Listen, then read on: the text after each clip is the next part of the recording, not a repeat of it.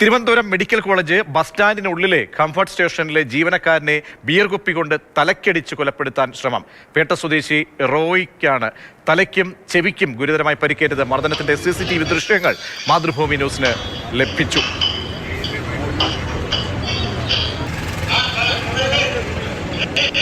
സ്റ്റെഫിനുണ്ട്. സ്റ്റെഫിൻ, ആശങ്കപ്പെടുത്തുന്ന മർദ്ദനമാണ് അഴിച്ചുവിടുന്നത്. കാരണം എന്തായിരുന്നു? എപ്പോഴായിരുന്നു? പോലീസ് എന്ത് നടപടിയെടുത്തു?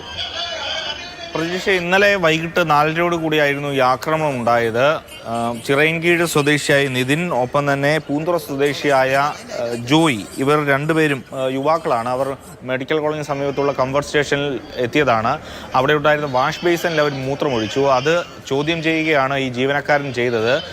ഇങ്ങനെ ചെയ്യാൻ പാടില്ല, ഈ ഫോട്ടോ എടുത്ത് പോലീസിൽ കൈമാറുമെന്ന് പറഞ്ഞതാണ് പ്രകോപനത്തിന് കാരണമായത്. തുടർന്ന് ആ പ്രായമുള്ള വയോധികനെ ഈ രണ്ട് യുവാക്കളും ചേർന്ന് മർദ്ദിക്കുകയായിരുന്നു. ആദ്യമേ നമുക്ക് കാണാം അദ്ദേഹം പ്രതിരോധിക്കുന്നതും തിരിച്ചു മർദ്ദിക്കുന്നതുമൊക്കെ ആ ദൃശ്യങ്ങളിലുണ്ട്.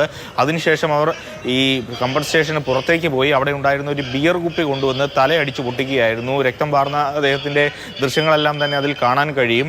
ചെവിക്കും അതോടൊപ്പം തന്നെ തലയുടെ പിൻഭാഗത്തുമെല്ലാം ഗുരുതരമായി തന്നെ പരിക്കേറ്റിട്ടുണ്ട്. CCTV ദൃശ്യങ്ങളിൽ നിന്നാണ് പോലീസ് ഈ രണ്ടുപേരെയും പ്രതികളെയും തിരിച്ചറിഞ്ഞത്. ഇവർ ബസ് ജീവനക്കാരാണ്, പ്രൈവറ്റ് ബസ് ജീവനക്കാരാണ്. രണ്ട് പേരെയും തിരിച്ചറിഞ്ഞു. അതിനുശേഷം ഇപ്പോൾ ഏതായാലും അറസ്റ്റ് ചെയ്തിട്ടുണ്ട്. ഉടൻ തന്നെ കോടതിയിൽ ഹാജരാക്കി മറ്റ് നിയമ നടപടികൾ സ്വീകരിക്കും. വലിയ അതിക്രമമാണ് ഉണ്ടായത്. വകുപ്പുകളൊക്കെ എല്ലാം ഇട്ടുകൊണ്ട് കേസെടുത്ത് പ്രതികൾക്ക് ശിക്ഷ കടുപ്പിക്കേണ്ട ദൃശ്യങ്ങൾ തന്നെയാണ്. 60 വയസ്സുകാരനെയാണ് നിസ്സാര കാര്യത്തിന് ഇങ്ങനെ ക്രൂരമായി തല്ലിച്ചതച്ചത്. സ്റ്റെഫിനാണ് വിവരങ്ങൾ നൽകിയത്.